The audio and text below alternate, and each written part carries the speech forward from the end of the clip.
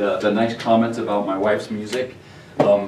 That is one of her favorite things, and I didn't want to bring it up, but since you did, you know, it's on all the stores, the streaming stores. Ashley Cook, and she has 2 albums, and she just loves to inspire people with beautiful music. So, my story, I'm happy to be here.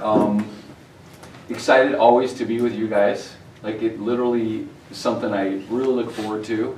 I think it's a lot of fun to interact with the students and get their energy and hopefully inspire the energy. Done this a few times and I've always thoroughly enjoyed it. So feel free to ask questions during. I know there's Q&A after, but if something's burning hot and you want to ask sooner, go for it. Just glad to be here. To get to know you guys for 1 second a little bit, how many of you are running a business or have decided to run a business? You're going to graduate and then run a business. That's your plan. A couple of you, okay. Already kind of determined. And how many of you are here in the class because you're wondering if you want to do this? All right, a few more. Cool. It's all good. You know, entrepreneurism is definitely not for everyone. It's definitely a huge challenge. It's huge excitement. I hang around with lots and lots of entrepreneurs. And although everyone doesn't kind of fit the same mold, that's not possible, but generally speaking, entrepreneurs tend to be a little bit more down the spectrum in terms of adventure and risk-taking and some of these things, because it's kind of crazy, you know? You kind of have to get out there and get a little crazy. So to me, that's fun. To not everyone, like to my accountant, for example, nothing against accountants, but to my accountant, the things I do as an entrepreneur are not exciting. You know, he's always trying to shut me down. Don't do that. We're going to figure out a way to do that. So I wanted to tell you some tales from the trenches. I've started quite a couple of companies. I've purchased companies. I've made a whole bunch of investments in companies. So I've got, you know, a couple decades of experience doing this, and I just wanted to be real with you guys because I know some people when I talk. Yeah. Just a question before you go into Yes. the details of the trenches. How many entrepreneurs do you know start right out of college, started a business, or were in the corporate world and then shifted over to be an entrepreneur? More and more, they're starting right out of college because we got great programs. Like when I went through, they didn't even have such a thing, entrepreneurism. I just winged it, and I didn't even do it right out of college, but very purposefully didn't. I'm going to tell you that story, but it's not a bad idea. Personally, my opinion is that you could do better by getting some industry experience if the thing you want to go into lends well for that. But if you're creating something new and there's really no one to talk to and there's no industry experience to be had, if that's a thing, I would debate that, but it's not a bad idea. Just get mentors, you know, be smart. So we're going to talk about all that. Good question, thank you. So I've had friends over the years or people that I know who just love to tell you all the successes. You know, they want to be all that, and they are all that. They're cool guys, but not everyone's so excited to tell you about their flops, their failures, their bad investments. I'll tell you about a few of those because it's good to be real. You know, this stuff happens. And most entrepreneurs you see, they're all up in the lights, they're up on the stage, they're doing huge things. What you don't see is the reason why they're there doing that is because they've had horrific failures. So as you go along the path of business entrepreneurship and you experience like near-death experiences, horrific failures, total depression about what you're doing, just realize you're normal. Like this, what's happening, you're in it. So stick with it. First I'm going to tell you kind of the trajectory of the main company. Sorry, the slide's a little dark. This is Solution Stream. This is kind of like the thing that got it all started, and this kind of has fueled all the fun since. So mad props to Solution Stream and the company that me and Jason founded 20 years ago.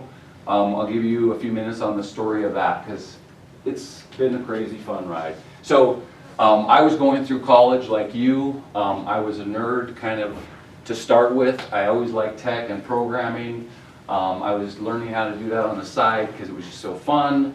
Unless I paint myself as like total nerd. I wasn't ever as nerdy or thought I was as nerdy like to go into the CS program, computer science, but close.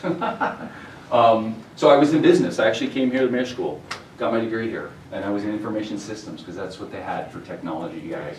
And along the way, I was programming, and I learned that I could program for some clients. I made some connections with people who needed databases built or different little simple things, and I was making pretty good money at that. I thought, this is pretty cool.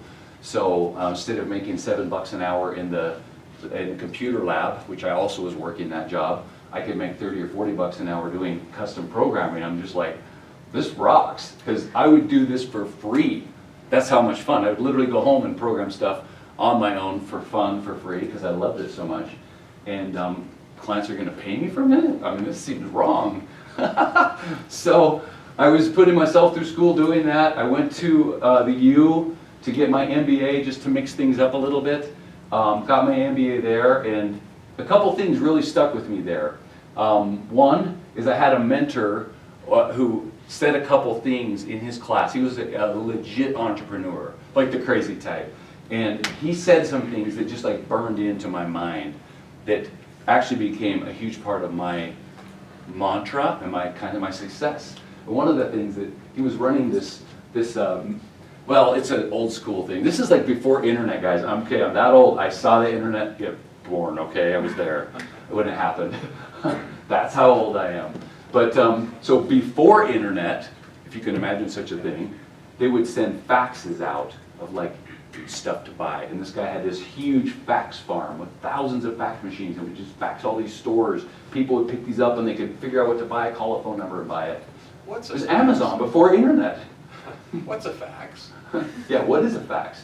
Should we start there? Yeah. You guys know what a fax is, right? You put a piece of paper in a machine and it dials. Okay. So this was his business, but he said to me, like, what if his MO was he had set up his whole business. He's like, my goal is like I've got this smoothly run operation, like that can be making me money while I sleep. That was literally like his thing. Like, I want to make money while I'm asleep. And that just stuck with me. Just like, whoa. Because I'd only been programming to make money. You go on the clock, you go off the clock. I'm thinking, how do you do that? You're asleep, or you're on the beach and you're making money. You can do this? Who writes these rules? So that was one thing. I was then programming, still doing my thing, and I was about to leave, and to your point, I was going to start my company. I actually wrote as my final project the business plan for Solution Stream. Software development company, mobile apps back in the day, client server apps, web apps, hire contractors, deliver software. And he said, this mentor said, you should go work in the industry. I know you don't want to, and I know you probably don't need to, but go work for these companies, sit across the table, buy the services, see what's wrong, dial it in better, you'll be glad you did. And I did. I very purposefully went to a couple different companies, jumped around a little bit to learn what I needed to learn. And even though I got my glorious MBA, which is like, you know, MBAs, huge stuff, right? I had that. But I took like a real peon job. I was actually really embarrassed to tell my friends like what job title I had and what my salary was, because that's always the talk, like comparing notes. Because it was totally bottom rung, guys. I was embarrassed, but I knew I needed to know this. So I literally went to that job just to learn what they had to teach me. And then I got promoted, and then I got more. But at some point in there, you know, it just was making me crazy. So I had to change companies, and this went on for a couple of years. But my trajectory was, I'm going to start my own company. And those two things that he said to me, those really were really valuable. So at some point, the pain level of like being an employee for me was just like, I realized I am not cut out for this. I can't be an employee anymore. I was making ridiculous asks of my company, and they were getting frustrated with me. So basically, I went into my boss. This was at the small cable company. They were doing tons of money and manufacturing in China, huge stuff. But it was a small company in terms of employees. I basically said, all right, Dan, sorry to do this to you, but I either need to become your partner or you need to become my client, because I'm done. you know, and a little more tactfully, but probably not a lot more tactfully than that. And he became a client. First client, bam, was my employer. And then Jason did the same thing. He went, I told him the story, he's like, are you kidding me? You quit your job? What are you doing? You're crazy. I'm like, you gotta do the same thing right now. And so he did the same thing, walks in, they offered him like double salary, VP, and he almost didn't quit. But he called me back, and I said, you gotta quit, dude. I already quit, you're gonna quit. Let's do this. So he did. He quit. We both all of a sudden look at each other the next day like, scared to death. But that first year, more than doubled what I made previous year. Just because I'm writing my own checks now. You know, unleash potential, right? Next year, doubled it again. Next year, doubled it again. And we're just like, boom! So it was good timing too. Good industry to be in, software development, back when no one was doing it. So we had a good stiff wind, you know, powering us forward. So Solution Stream has just over the years cranked. Like we've become, you know, one of the major development shops in the area. We service Western United States.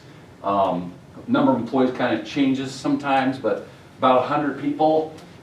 We build complicated software, web, mobile, enterprise systems. In fact, the guy who was here a few months ago, I think, maybe in the last year, Volumetrics, you guys know them? We built their initial software. That's an example like of a startup that we built software for, or we built huge systems for Western Governors University. It's a totally online university.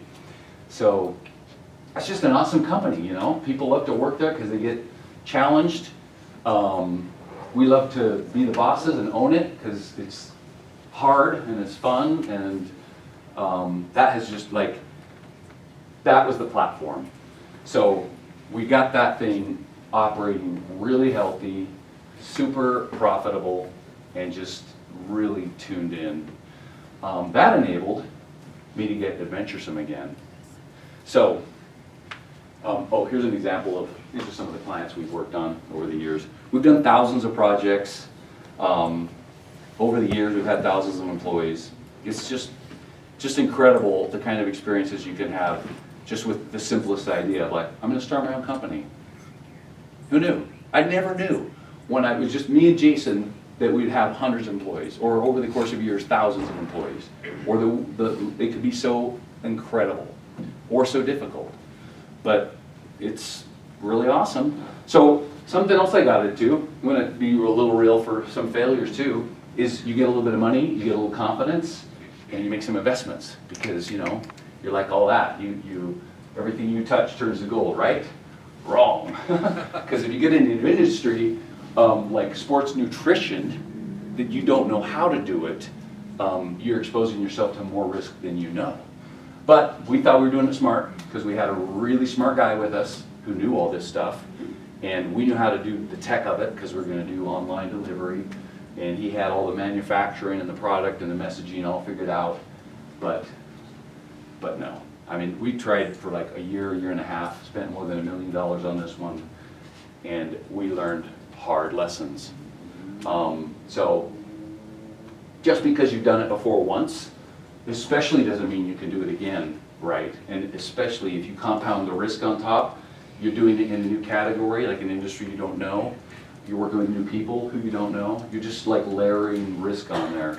So we ended up basically losing all our money on that deal, and it was really painful.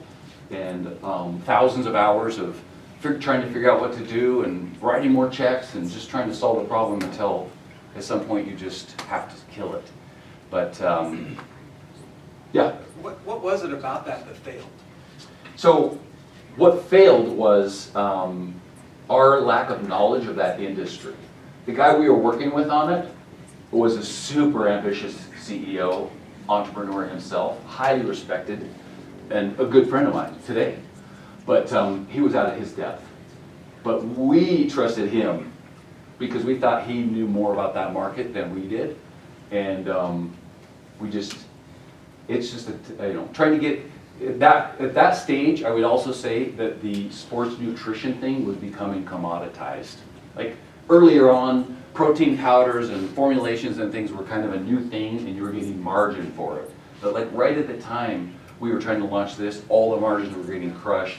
Amazon was coming online, other big websites delivering this stuff for pennies. So there's no operating margin profit anyway. So a couple of hard lessons right there. But never fear, always the entrepreneur. I went on to another one because I'm sitting there solution stream, things are running, clicking real nice, and I'm seeing an opportunity at my own company going, you know what? One thing we can't solve as a company, this is a domain I know, is how to staff projects more efficiently. We're going to build software to staff projects efficiently. And this was a domain I know cold, because this is 20 years of experience talking now. And by the way, it's web delivered, so we know how to develop software. I figured, you know what? This one's a lot better opportunity. But no, this one didn't go either. I will caveat, we do use this software still. It's a good internal tool, but our market launch never took off. And what this does, it's actually really awesome software. This is what made me the craziest about it. I interviewed, kind of a cool opportunity actually that I created. When can you ever, as an entrepreneur, go interview and ask really personal details of all of your competitors? Competitors don't like you. So will they pick up the phone? Maybe, maybe not. Will they talk to you or dish like really good information about their own company? No. But when you build a tool that they need and you're coming at it from this other angle and they're like really tantalized, they will. So I got to actually interview hundreds of my competitors about how they were solving this problem internally, and just that knowledge alone was just like made the whole thing worth it. To sit down there and like have an open book. How many employees do you have? What's your efficiency? What's your profit per employee? Boom, boom, boom, boom. You're just getting all these numbers out of, because they want to use the software, which is going to solve all their efficiency and profitability problems. So I thought that was really awesome. The problem was that we didn't have market fit. We never raised money on it. We were self-funded. And I honestly think if we had another, $500,000 on this one, we could have got it launched. We were close. But between partner conflicts about how much money they wanted to put into it, difficult market fit, and a couple other things, this one, we just kind of had to like put it as an internal software tool at SolutionStream and kind of lick our wounds. So, to be honest with you, there's a couple like that in your history. Yeah? What do you mean difficult market fit? What do you mean by market fit? We had not dialed in who our customers were and like what the messaging was to like really get them to close. So actually, that reminded me of a point. Like when I interviewed all these hundreds of competitors, almost all of them resonated with the pain, and almost all of them said they would buy. Like it was like shocking. And these were not all my friends, because you initially get that when you put a new thing out there and you're talking to people who know you and they want to give you, nice answers. But when you go to your competitors and they're telling you they like it and they need it and they want it, you're like, success, this is it. But actually getting them to get in the software, write us checks, the final stages of the funnel, so to speak, we just didn't get enough traction. So it's because we hadn't dialed in exactly what our customers needed yet. I don't know if that answers the question enough. So that was a difficult one. Learned a ton of stuff. But see, here's the thing. The pleasure is enticing, but pain instructs. Okay? Like the pleasure of making money or having successes or doing all the things you can do with money when you make it big on something, it's awesome, but it's so distracting. Like you can't ever forget that those are not the lessons that are going to go with you. The lessons that are going to go with you is when you get your teeth kicked in. It's when you lose $1 million. It's when you are staring in the mirror going, I stink at this. That's when you start learning, okay? So these kinds of hard lessons actually have been the fuel to like additional success. Later on, I bought another company, mobile app, productivity app. This is a current company that I currently own. I've got 10 people on this team, all remote, except for one. And we have a pretty cool productivity app. It's a to-do list. You can share tasks, you can make grocery lists, you can plan projects, set yourself due dates, reminders. It's like, if you know what the Google and the Apple reminders does, it's like 10 times more powerful than that for power users. So I bought this company and have operated it for the last couple of years, and it's okay. I'll be honest, we haven't had like breakout success, but it's very profitable, it's very level. So in terms of financial, it's good. It's not my best investment ever, but it's definitely not a fail. Like, we can do this. Frustrating thing is we just haven't found this like breakout energy yet, which I constantly struggle with. But it's all just fun. Like, this is my thing. Some people just want to start one company and just take that thing 20 years, one thing. I'm more distracted than that. I got ADD or something, but I'm always doing a bunch of things. And I like the idea that this company is, quote unquote, running itself, even though it never is, but you can bring other people in who take the burden and they're running it, and you got a cash flow, or you got potential value that's coming back to you. And you get a whole bunch of these going, and that sets up a pretty nice system, pretty good success for you. So that's Apago. All right, so lessons learned. This is kind of, I'll tell some more stories in here as well, but these are kind of some of my big takeaways. Yes, questions? Manage your time when you're running 2 or 3 or 4 companies all at the same time. You gotta be efficient. You gotta have a to-do list. Boom! Saw that coming, right? You gotta own a company that does to-do lists. That's how obsessed you can get with it. No, but seriously, being that organized is super helpful. Having a good personal system. I have in the past 5 years, for me it's been a leveling up.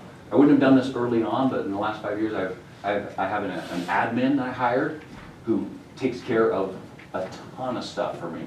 Like, I like to think of it as it's me to the squared, you know what I mean? Because like, I can focus on the things I can do and drive growth, revenue, talk to employees, strategy, and my assistant and my team. It's like, I have all these individual companies, and there's 4, but my own system is kind of like its own company, you know what I mean? Like, I've optimized that so that I can manage everything I got going on. And to me, it's thrilling. Maybe to other people would be like, that's too much. I've had people tell me, you got too much going on, man. Like critically. You're too distracted. You can't be good at all things. And I've heard those voices. I'm just like, I've tried to do one thing, and I'm not good at doing one thing. Like, what I'm good at is doing a lot of things. So that's what I'm doing. My best at it anyway. Yeah. So when it comes to buying a business, could you share the process from when you first know the business and then finally when you make the deal of the business? Yeah, that's probably like a whole topic. I can give you like 1 or 2 comments about it, if that's okay. It's probably like a whole nother topic to go into. But in this case, I was on the market. I kind of knew what I wanted to look for, so I was networking like crazy with people that I knew who were frustrated as partners, or they had been at it for a long time, and they were motivated. You know what I mean? But also, one of my criteria was I wanted something that had cash flow. I don't want to buy a problem. I didn't want to buy something that I had to put in millions of dollars into to see if it would go. I wanted something going. So once I had my criteria, I just started like networking and meeting lots of people. I found 2 founders who were in that exact situation. They'd done it for 10 years. They were frustrated with each other and the business, and just started talking about it. Made them an offer and owned the company. Yeah. Better. Yeah, so anyway, so number 1 is like, you're kind of like the average of the people that you associate with. And recognize friends are friends that you are socializing with. That's not what I'm talking about. Because just make sure the friends you're hanging out with they're making you a better person, for sure that. But in a professional sense, you've got to like be focused and driven about associating and hanging out with people who are where you want to be. Like on LinkedIn, I'm on LinkedIn like crazy. I have lots of followers. Like Trump says, so many friends. But have you seen that video clip? I have so many friends, look it up. Oh my gosh, you won't stop laughing for a day. But on LinkedIn, there's all these influencers out there. That's like this thing, like be an influencer. They're all that. I'm just like looking at the influencers. What they're good at is like getting lots of followers. But are they it? Have they done it? Like, is that influencer or those people who you think are so awesome where you want to be, or are they just peers? Like, I purposefully look for groups that would force me to level up. They are so far beyond where I am right now, either intellectually, financially, drive, experience of industries or investing. So purposefully got into a number of groups like that where I was totally like, ooh, I'm not even sure I belong in here with these people. They are so far beyond me. But you just start associating and providing value there, and you're picking up like what they know. So like one of my things that I did in the last years was I found an investment group of like people whose net worth was way more than mine. And I said to myself, because I always say to myself, how do really wealthy, really smart people do this? That's what I gotta know. So I created/found a group of these guys, and I just sucked it up. That was a huge level up for me, personally. But there's all kinds of ways to level up, whether it's professional, whether it's knowledge about domain or industry expertise. I gave an investment example. Just think about those groups. How are you going to get into the group that has the people who are 10 times beyond where you want to be? That's where you need to hang out. Because you'll just pick it up. Yeah. This has something to do with who you surround yourself with. So like in the tech industry, do you surround yourself with people that, like how many people do you surround yourself that don't have a background in tech? Like I study finance, but I'm really interested in the tech industry. But Yeah. realistically, how many finance people are in startups in the tech industry if they don't really know anything about it? Does that make sense? Yeah, I think I understand your question. But so if you're interested in tech finance, so to speak, then CFOs, like who run startups, they're like in the thick of it. Like they know everything there is to know about raising money or about cap tables or, startup financing. That'd be a group to hang out with. Okay. How to get to know them. Like where do they hang out? What associations do they belong to? And like literally pay serious money to get in those groups, okay? You're making an investment in yourself. And if something like go to a conference to meet someone costs a couple $1,000s, do it.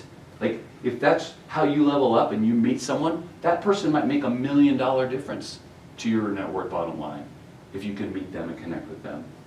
Like anytime you can invest in yourself, and it's a smart investment, take that investment every time. Okay, good question. Next thing is like to find your fuel, Like I see so many people who just like, and I'm not saying like I never was in this situation because I was, but I've found personally just a way to like tap into my motivational energy. Like what gets me up, what gets me excited, what keeps me going, what makes the difference between I'm bored, I'm in a blah job, I don't like what I'm doing, I'm no good at this, versus like full steam, pedal to the metal, I'm firing on all cylinders. Is that enough like metaphors for you? But seriously, like your rocket fuel is what? Like what would you do for free that is so fun? That's a good starting place. Like something that is so fascinating to you, if someone would give you a job on that, you wouldn't even take money if you didn't have to. That's kind of triangulating where your energy is. And that's just important because I'm convinced that to like be the best at whatever you're going to do, and I don't care if you're an entrepreneur, employee of a company or whatever, that's what you got to tap into. And if you don't have that energy and you can't find it, keep searching for it. Like think of like what, I always like to think of the blank check metaphor. Like, okay, what's my perfect dream job? Let's see. I got to do lots of things. I'm not tied to a desk. Nobody owns me. I can go down this list of things, and then I just like, it seems like fantasy, but you're actually just planting these seeds. You're like fantasizing about this perfect dream. But guess what? That fantasy from 20 years ago, like honestly, my life is better than the fantasy I thought of. It's like way better. So if you plant those seeds and you go for it and you're making good choices and doing these things, you're gonna end up probably better than what you planned. But it has to do with your fuel, your energy. If you're bored at a job, quit that job. Don't waste time. Don't worry about loyalty. Get into something that makes you click, okay? It gets you up every day and you're excited to do it. And if you don't have that thing, keep looking for it. Talk to people. I was just talking with a friend of my son who's here at BYU. So his friend last night gave him a little mentoring session because he was struggling with this idea. Of course, I don't know where my energy is. I don't know what to do. He's very capable, lots of potential, lots of different places he could go. And I challenged him to go have 50 conversations like we just had last night. I'm like, pick 4 or 5 different industries you're interested in. Pick 4 or 5 roles like CEO, VP of product, finance, sales, like whatever role you think. And like I said, build a matrix and fill that thing in. Make it be 50 visits in the next few months. And I guarantee you, if you go talk to all those people, stuff's gonna start clicking. Stuff's gonna fire for you. So he's gonna do that. And I started him off with 3 or 4 introductions. I just said, simple thing is every single person I introduce you to, get 3 intros from them, and you'll be at 50 before you know it. All right, so set goals and dream big. One thing that I always made a habit, and this is kind of back to the motivational energy thing, is my business partner taught me this, is we would play these little mind games. But they're just super tangible. Like at one point with Solution Stream, early on, we were like making X amount per month. And we knew we could bank on that because the company was just doing that amount. And we'd sit there and like fantasize, like, what if we could make, what if we went from this amount to that amount? We set a goal. Like, that would be so cool. What if we could draw this much? And that was like that was the goal we were working for. And invariably, within a few months, because we're trying to do our best and really applying in a good market, we'd exceed that goal. And then we'd set another goal, and then we exceeded it. And we just kept doing that. It wasn't totally linear. There were lots of ups and downs, of course. But every time we'd set one of these goals, we would just blow it out. And I just thought to myself, over the years, like, why didn't I set bigger goals than that? Like, why did I think so small? That was my problem. I was setting goals that were actually limiting me, or what I actually might have been able to do. So set goals for yourself. Also, be accountable to yourself. That's part of this. Like every single week, I have like a half an hour meeting with me, and in that half an hour, I sit down and I say, I have my long-term objectives, they're right there in Evernote. This is what I'm doing this year. This is what I'm about. And every single week I sit down and I go, okay, what am I doing every week to advance towards these main objectives that I have? And I hold myself accountable. And if you can't do that, or maybe you haven't learned, maybe the discipline, or maybe you're not good at holding yourself accountable, get someone to do it for you. They don't even need to know about your stuff, but you can just say, look, I need you to hold me accountable. Every week I'm going to tell you what my goals are, and every week I'm going to check in with you, and you're going to ask me, how am I doing all these? Because, realistically, you're going to be embarrassed if week after week you just tell them, I got distracted, or I didn't do that, or I changed my mind. It's going to get old. But that's the self-accountability that you need. Like if you want to go places, set these big goals, make the plan, and then hold yourself accountable to that thing. One other funny story that was just kind of a stupid goal, but this you kind of have to figure out like what motivates you. For me and Jason, like I only had dumpy cars ever, like total trash, beaters. And it just enthralled me, the idea that not only could I go buy a brand new car, but I would do it with cash. Like that was gonna be a big deal. And I'm looking back, I actually own a dealership now, and I just look back and I go, oh, that was such a stupid waste of money. But actually it wasn't, because the mental motivation of like, I'm gonna buy a car for cash, like strut into that dealership, write that check out, slam, I don't need a loan, boom. That's what we did. And it took us a little bit of time to get there, but I went and bought a brand new Tahoe for $63,000. And I wrote that check out and I'm like, oh, this is so fun. I gotta do this again. Not with another car, because I was wasting a lot of money.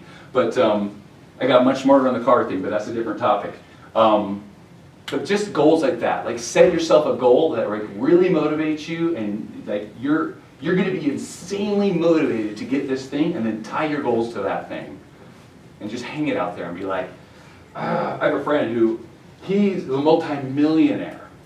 He could have walked in and bought any car from any dealership, but he refused to let himself buy the prized Corvette. It was this special model. I don't even know Corvettes because I don't do American cars. I like other European cars. But this guy, he said, until I reach this sales goal, I'm not buying that car for myself.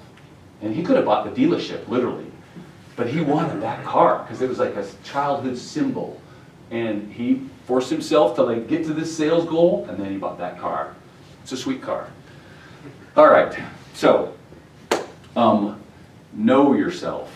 That sounds kind of corny, but early on, you're young, I was your age when I started all this, and I didn't know that I didn't know myself. And if you don't know yourself, it's really hard to pick good partners and really hard to like not have like personality or partnership issues slowing you down. So what I'm saying is like be really aware of yourself and like learn what you're good at and what you're not good at, and be okay with it. You're not good at everything. You can't be. So if you're looking for a partner to help run a business, like really know what you like to do and make sure that even if it's like the coolest person in the world or you've been best friends forever, and I'm not even saying that's a bad idea, but it's a better idea if you find someone who's like really complementary to what you do, you know? Not the same replica as you. So me and Jason had that problem a little bit because we were a lot more similar than we were different in some ways. And our initial sales really struggled because neither one of us would really focus on sales. Kind of an important part of business, you know? Sales. But both of us were like always making up excuses to do different things besides sales. So we eventually found a third partner who came in and crushed it because he just was like totally the bulldog on sales. And man, if we'd done that 5 years before and got that fixed, we would have even been bigger. So take a personality test. If you like those, they're kind of fun. Like learn what makes you tick, and then like get a partner to take one and like learn where you cooperate and where you conflict. Solve those problems. If you're in a partnership and things are going a little wild on you, I would say get a coach or get therapy. Seriously, like when you think about in a spouse marriage relationship, you need therapy sometimes. A business relationship is like a marriage. Trust me, you're gonna need therapy. So, let's see, anything else on this topic? I have a question for you. Yes, go ahead. Based off this topic, when do you first quit your job? Yeah. Sound company. When it comes to knowing yourself, you thought you knew yourself, and you're at a point where you're just saying, I'm gonna quit. What were the things that you realized afterwards that, when you got nervous about quitting? Right. What were those things about yourself or those characteristics or about yourself that was challenging in starting that first business? Good question. Did you guys hear that in the back? Probably not. What was challenging about when I quit my job to start my first business? Like what didn't I know about myself that made it challenging? I alluded to one of them right there, that I'm good at sales, and when I go in to talk to people, I'm very comfortable with it, and I'm definitely not afraid of it. But my problem with it is I'm not consistent with it. Like it doesn't get me up in the morning. Like I just want to make 50 calls today. You know, that doesn't get me up. But if you take me out, well, we're closing them all day long. So actually one thing I did to like get over that, because there was a little bit of fear there, honestly. I was new at it. Who isn't afraid of that? This is kind of funny. This is like kind of my personality. I thought of like, okay, who are the 5 scariest people that are most intimidating to me? I'm going to lunch with them. So it took some time, but I figured out who they were. These were my demons, so to speak. They had no clue. Nicest people in the world, but I was intimidated. So I called each of them up, figured out a way to get them to lunch, sat, shared food, talked with them, saw they were normal, not scary people. And, I thought I could call anybody if I can call them. So that was one thing. Another thing would be, I didn't know how distracted I was. I think that's kind of the same thing. Like, and I don't know if it's like, my wife would probably argue that it's worse now than before, the ADD. But seriously, there's like a little, to me I used to think negatively about my ADD, like it was a bad thing. And I was like trying to like either shame it or control it, judge it, like you shouldn't be there. But now I embrace it. That's kind of my point I made a few minutes ago, of just like, you know what, I do lots of good, I do lots of things really well. That's just how I roll. That's when I'm happiest. If you try and pin me into one thing, and sometimes you have a partner, I'm not saying Jason was like this, but other people will be like, no, just do one thing, then we're going to do another thing. You want to be very linear, very serial about it. I can't do that. Like, I got to be bumping around doing a bunch of things, moving all these initiatives at the same time. So just some things you learn about yourself. And there's not a great way to speed up that process, I don't think. Just be aware. When people, here's a good idea to maybe answer that better. When people are reacting badly towards you because of the way you are, they're giving you good information, right? Like, you can take it personally and get all offended and make it a big deal, and it's hard not to. But really, they're telling you about yourself. And because it's a painful thing they're telling you about, you are blind there. So just pay attention. Like when you have partners or other people that are just like always bad-mouthing or giving you bad, your reaction to them is telling you, you're giving you good information. So, good question. 3 minutes, Travis. 3 minutes, thank you. Last one here then is, well, 2 last ones, quick. This and versus or decision. I've always heard you can't have it all, you got to pick this or that. My personal mantra is this and that. Like, I want to show you a way to have that and the other. The classic example is your cake and eat it too. Classic. You can't have your cake and eat it too. Well, guess what? I do, and I want to, and I can figure a way out to have my cake and eat it too. It's just, I'm going to be obsessed with that. So call it what you want, but I don't like or decisions. I like to stack the good stuff on. That's an and. So another way of thinking about it is the zero-sum game. And by the way, to me, that's more of a toxic personality type. If I recognize someone has kind of like this scarcity mentality, or if I win something, they lose something, I'm out of there. That's toxic, I don't like it, I react badly to that. I'm an and person. Always be learning, is the last one. Even in school, I know you're learning a lot, you're reading a ton of books right now, but you need to keep learning. Don't ever stop learning. I probably listen to or read 3 or 4 books a month.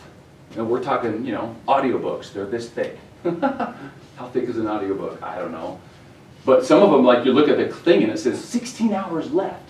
You're like, oh my goodness. But I listen to a whole bunch of those because there's so much. Like, you're taking a whole other person's cumulative knowledge about life and you're sucking it into your brain in like a week. And I take notes on it. And then I teach it to somebody because I'm always excited about it. And then it cements into me. So here's a couple, these are in the last couple months that I've listened to. This one, the one section is this one. I listened to this one years ago, but I'll start at the top. Be Obsessed or Be Average, that guy. If you want a pump me up, like walk up song to your life, it's that book. That guy is like insane positivity. He'll drive you a little bit crazy, but I promise you, like it's transformative. Like his message will blow you up. Code of the Extraordinary Mind. This guy, I forgot his name, I already put it on there, you can look it up.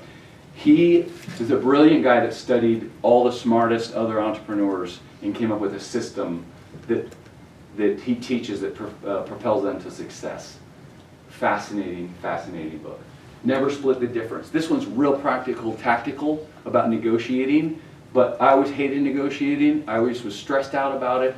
I read this book and now I'm really liking it. It's really fun. It gives me a pattern to like how to talk to people or negotiate hard deals and do it well. The Elon Musk biography. That guy, if you want to like blow your mind about how to think big, like listen to that thing. You just can't even describe how big of a thinker he is. I mean, that sounds like a cliche because we all know what he's up to, but just listen to the book. Trust me. Richard Branson, same thing. Funny, fun story about all the businesses he started and the crazy risks he took to get there. Very entertaining. Principles by Ray Dalio. Super solid information about how to run your life and how to run a company. Mostly about candor, like how to be so direct with people and so real that it's inescapable, like that you're communicating accurately with them.